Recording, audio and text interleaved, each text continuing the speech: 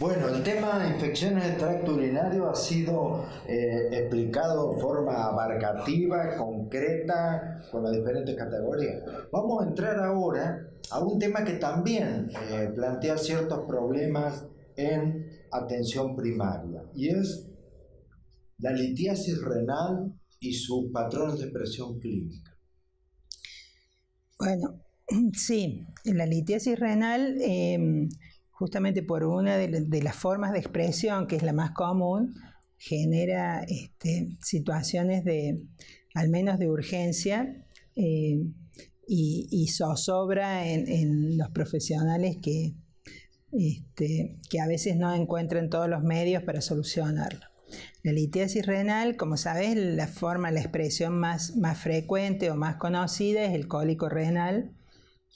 Y ahí, Silvia, me parece que hay que puntualizar especialmente porque algunas personas con cólico renal se ligan a alguna ranitidina, y hacerle entender a los médicos que la presencia de náusea en un dolor no está indicando que el origen es el aparato digestivo. No, hay que tener en cuenta cuando uno evalúa un cólico renal que es un dolor tipo víscera hueca.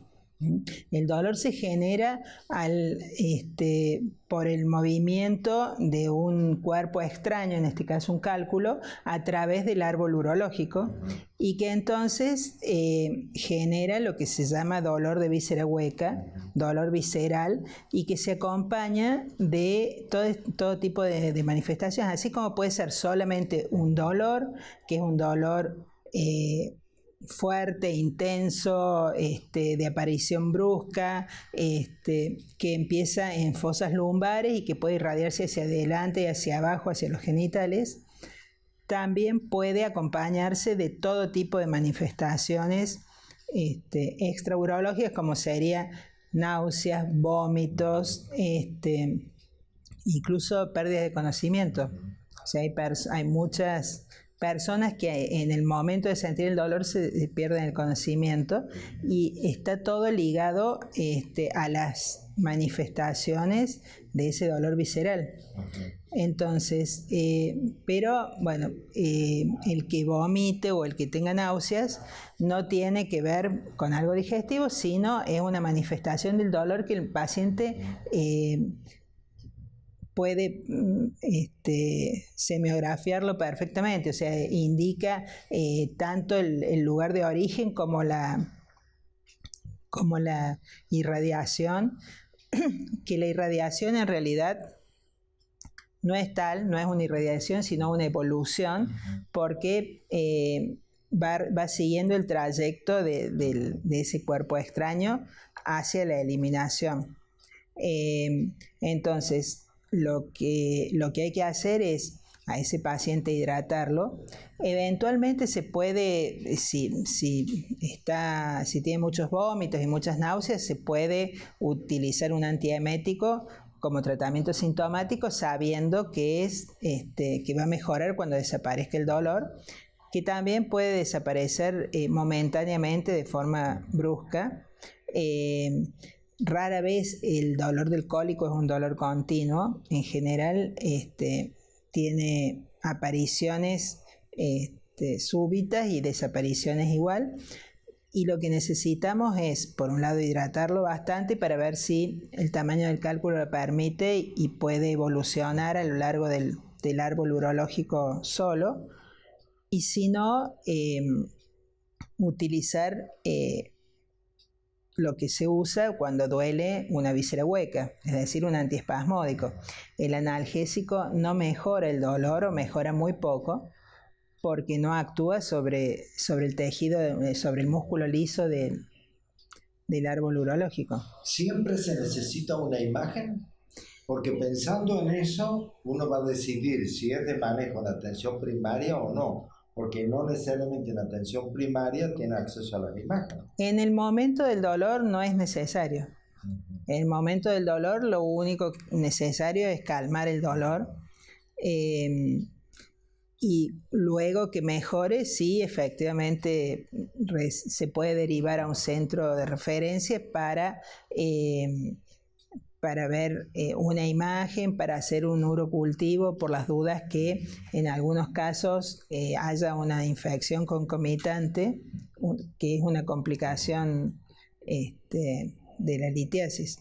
O sea que indudablemente el médico debe tener la competencia necesaria para el diagnóstico diferencial del dolor abdominal o dorso abdominal, ¿no? Sí.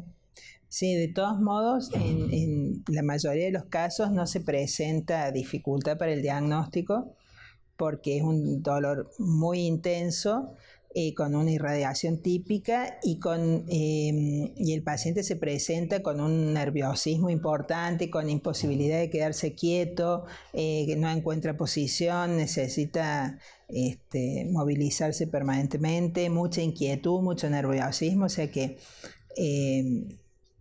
rara vez se confunde con otro cuadro. Bueno, en el terreno de la especialidad ya urológica o nefrológica, hay muchas instancias hoy para, desde el punto de vista terapéutico, cuando no responde con la eliminación espontánea. Sí, sí. De hecho, dependerá de la ubicación, del tamaño, de una serie de situaciones particulares que son, digamos, dominios ya del especialista, ya sea urólogo o nefrólogo, según los casos, para definir qué conducta tener. Bueno, vamos a entrar en un tema donde el médico de atención primaria puede tener participación diagnóstica.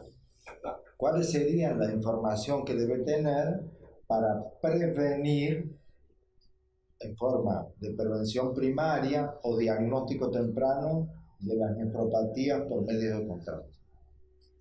Bueno, es importante saber que las enfermedades por medio de contraste, las nefropatías por medio de contraste, es algo que ocurre con el avance de la medicina, ocurre cada vez con más frecuencia, que a su vez, sobre todo los estudios con medio de contraste iodado, cardiovascular, o sea, cinecoronariografía, por ejemplo, suelen ser necesarias en pacientes que presentan justamente factores de riesgo para enfermedad renal. O sea, y confluye la población con enfermedad cardiovascular y la enfermedad con enfermedad renal, la población con enfermedad renal. Entonces, si uno identifica un paciente con factores de riesgo, como sería la edad de más de 55 o 60 años, la condición de diabetes, particularmente, ser hipertenso, etc., una forma de prevenirlo es con la hidratación. Se ha ensayado métodos de prevención de todo tipo y con todo tipo de sustancias. Alrededor de unas 20 sustancias se han probado como método de prevención y en ningún caso han demostrado ser eficaces. Entonces, lo que es seguro es la hidratación. Es importante que si el médico tiene un paciente que debe ser sometido a un estudio con medio de contraste iodado, haga previamente un análisis de función renal para saber si corre riesgo de tener una complicación y solicite se lo hidrate antes y después del estudio. Y es el método más efectivo hasta el momento, el único que ha demostrado ser eficaz. ¿Cuál es el periodo de latencia? Y con esto terminamos para ir a una pausa de presentación de la nefropatía por medio de contraste.